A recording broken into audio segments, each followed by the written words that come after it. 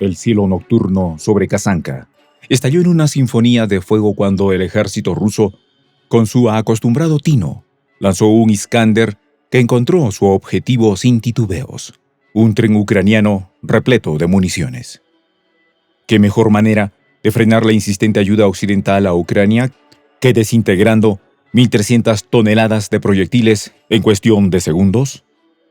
Las Fuerzas Armadas de Kiev, siempre ávidas de esos generosos envíos de la OTAN, ahora se quedaban mirando los escombros humeantes. En lugar de reforzar su debilitada línea de defensa, las municiones se evaporaron antes de poder ser descargadas, dejando a sus aliados occidentales, una vez más, viendo cómo su costosa asistencia se convierte en humo y cenizas. Los detalles, a continuación. ¿Quieres saber cómo se puede fundar la patria grande?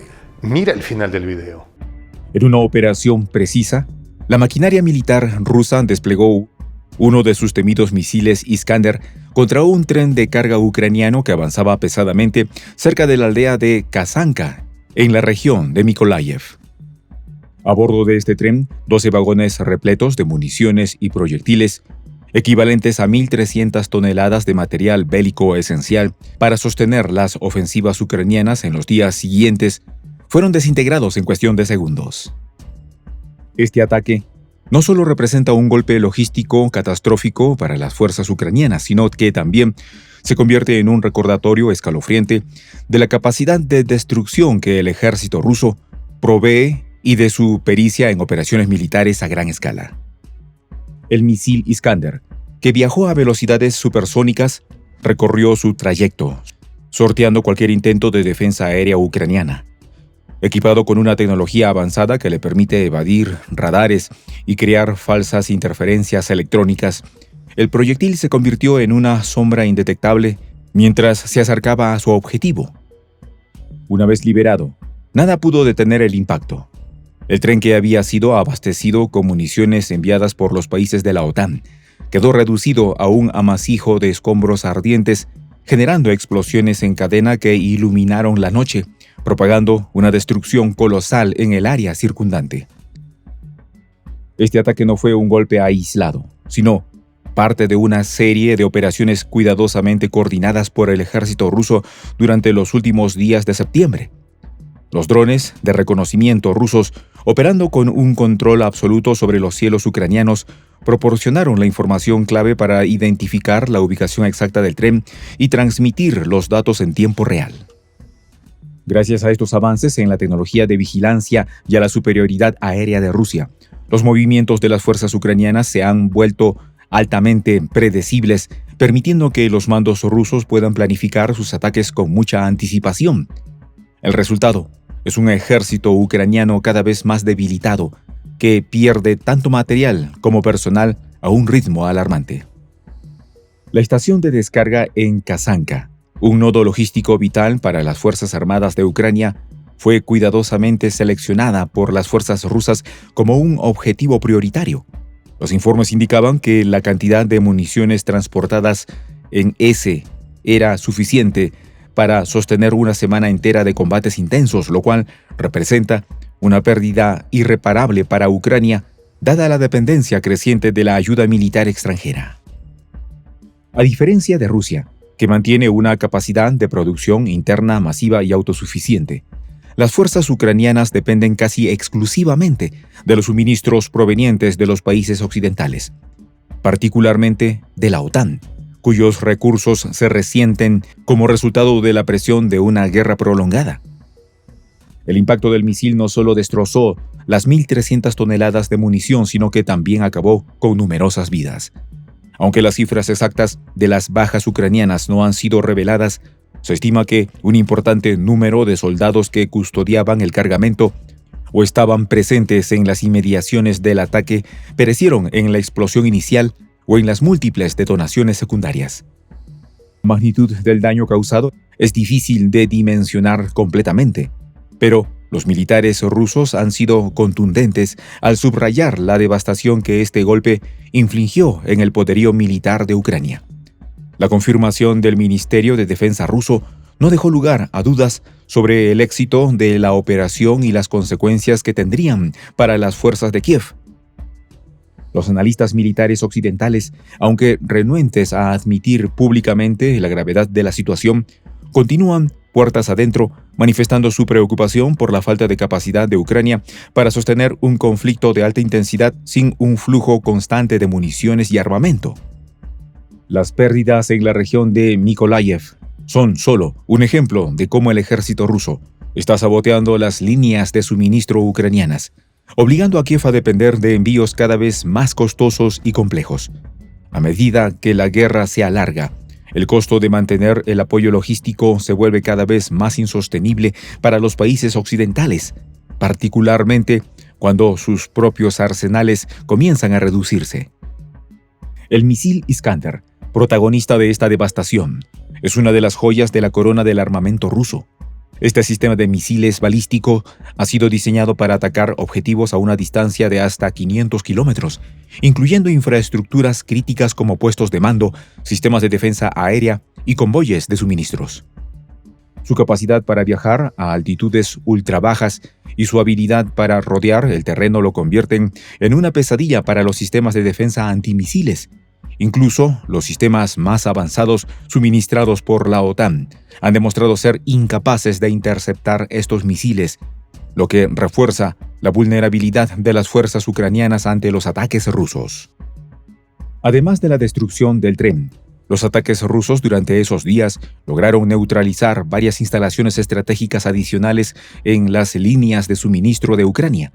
Las pérdidas acumuladas para las Fuerzas Armadas de Ucrania no se limitan solo a las municiones.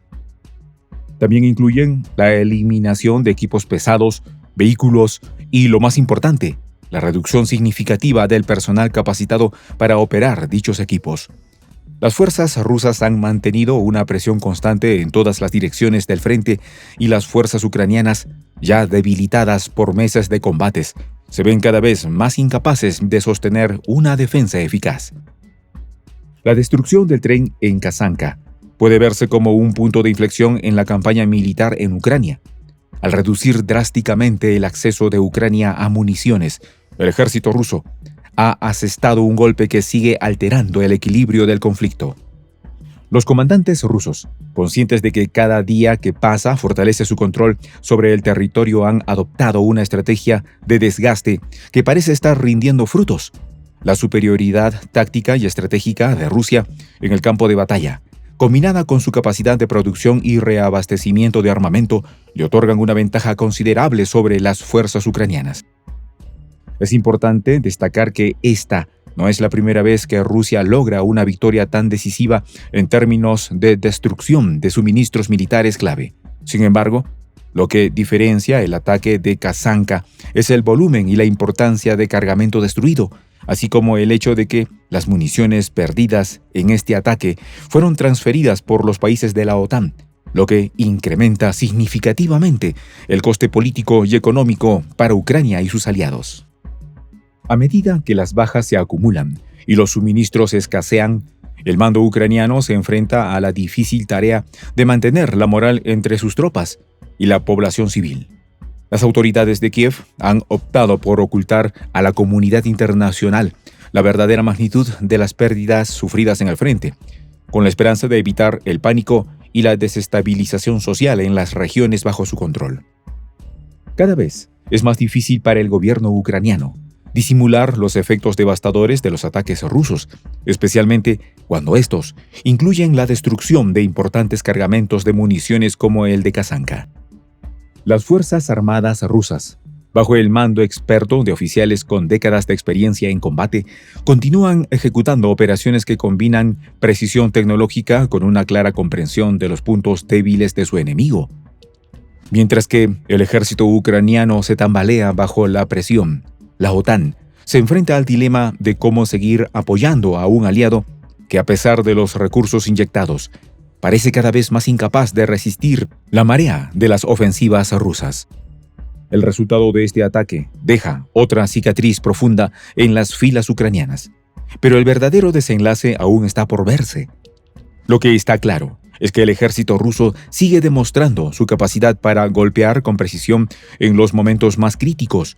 No hay cabida para supremacistas ni expansionistas en la región.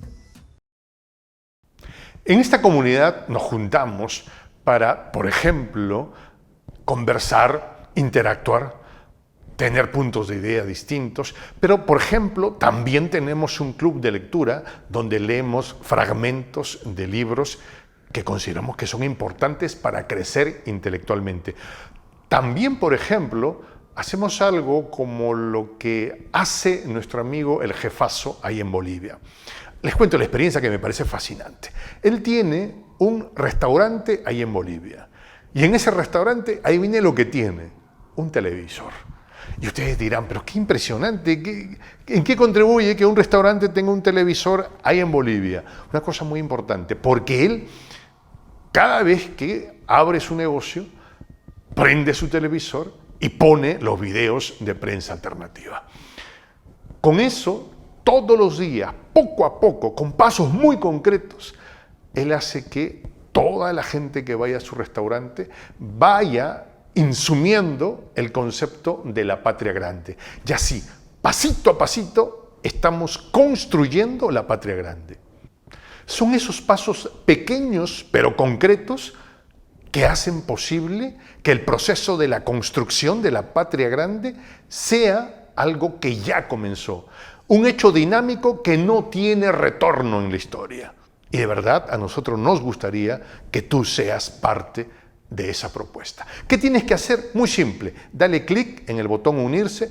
De hecho, al hacerlo también contribuirás con una pequeña cantidad de dinero que permitirá que Prensa Alternativa produzca más y mejores videos. De verdad que te esperamos. La patria grande se va a construir cuando tú y yo y toda la gente de buena voluntad de América Latina y el Caribe comencemos a ser comunidad. ¿Cómo lo logramos? Interconectándonos todas las personas de buena voluntad que vivimos en América Latina y el Caribe. Y tienes una oportunidad de hacerlo, uniéndote a nuestra comunidad. Puedes hacerlo haciendo clic en el botón unirse que está en la parte de abajo. Soy el J, Juan José del Castillo, director del canal Prensa Alternativa. Si quieres ser parte de la comunidad de la Patria Grande, suscríbete a nuestro canal. Si es que quieres que te lleguen las notificaciones cada vez que subimos un video, activa la campanita. Si quieres apoyar a nuestro canal económicamente, puedes hacerlo a través de PayPal. El enlace está en la descripción del video. A nombre del equipo de Prensa Alternativa, me despido con esta expresión en el quechua milenario, Tupananchis Kama, cuya traducción es hasta volvernos a encontrar.